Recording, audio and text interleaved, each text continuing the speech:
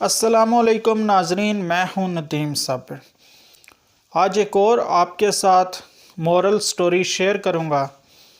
ایک دفعہ ایک بادشاہ نے اپنے 3 اہم وزیروں کو اپنے پاس بلوایا اور تینوں کے ہاتھ میں ایک ایک بیگ دیا اور کہا کہ تم تینوں باغ میں گھس جاؤ اور میرے لیے فروٹس اکٹھے کر کے لے کے آؤ۔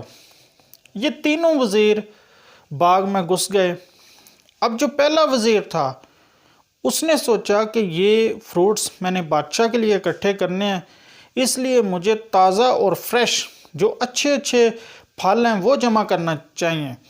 تو اس وزیر نے جو باغ کے اندر فریش فروٹس تھے ان کو جمع کیا اور اپنا تھیلا بھر لیا۔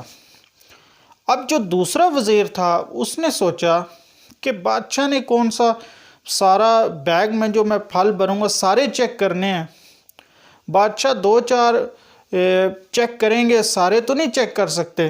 تو اس نے اس تھیلے میں فریش اور خراب دونوں طرح کے جو گلے سڑے پھل تھے وہ بھی جمع کیے اور پہلے وزیر کی نسبت کم محنت کی اور اپنا تھیلا بھر لیا۔ اب تیسرا جو وزیر ہے اس نے یہ سوچا، اس نے کہا کہ بادشاہ نے کون سا تھیلا چیک کرنا ہے، مملکت کے ریاست کے امور اتنے ہیں کہ بادشاہ کے پاس اتنا وقت نہیں ہے کہ وہ ہمارے تھیلے چیک کرتا رہے۔ تو اس نے اس تھیلے کے اندر پتے، گھاس اور اس طرح کی دوسری چیزیں جو ایون کھانے کے بھی قابل نہیں تھیں اس نے بھر لیں اور بیگ بھرا۔ اب یہ تینوں وزیر اپنے اپنے بیگ کے ساتھ بادشاہ کی خدمت میں پیش ہوئے۔ تو بادشاہ نے حکم دیا کہ ان تینوں وزیروں کو 1 مہینے کے لیے ایک جیل میں بند کر دیا جائے، جہاں پہ ان کے پاس صرف ایک بیگ ہو اور ان کو اور کچھ بھی نہ کھانے پینے کے لیے دیا جائے۔ اب جو پہلا وزیر تھا جس نے فریش فروٹس اکٹھے کیے ہوئے تھے تو اس کے پاس تو تازہ پھل تھے، تو اس نے 1 مہینہ بڑے مزے کے ساتھ وہ پھل کھائے اور گزار لیا۔ اب جو دوسرا وزیر تھا جس کے بیگ میں گلے سڑے پھل بھی تھے اور فریش بھی تھے، تو اس نے وہ کچھ دن تو فریش فروٹس کھاتا رہا تو اس کا گزارا اچھا ہوتا رہا۔ بعد میں جب اس کے فریش فروٹس ختم ہو گئے تو اسے گلے سڑے پھل کھانے پڑے، تو وہ گلے سڑے پھل کھا کر وہ بیمار ہو گیا، تو وہ شدید بیمار ہو گیا، تو آخر اس نے بھی 1 مہینہ گزار لیا۔ اب جو تیسرا وزیر تھا جس کے بیگ کے اندر صرف گھاس تھی، پتے تھی اور کھانے کے لیے کچھ نہیں تھا، تو وہ بغیر کھائے پیے 1 مہینہ کیسے سروائیو کر سکتا تھا، تو اس وزیر کی ڈیتھ ہو گئی۔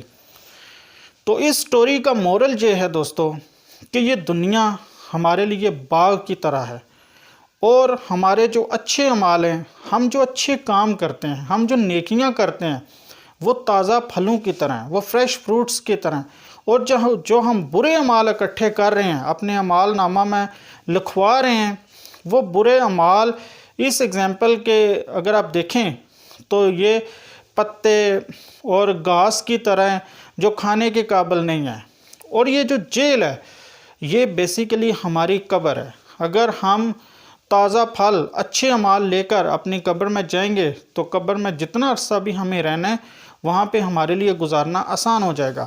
لیکن اگر ہم اپنے بیگ میں برے اعمال، گھاس، پتے اور دوسری چیزیں، گلی سڑی چیزیں بھر کر لے جاتے ہیں تو پھر قبر میں ہمارے ساتھ کیا حشر ہوگا یہ اللہ تعالیٰ کی ذات بہتر جانتی ہے۔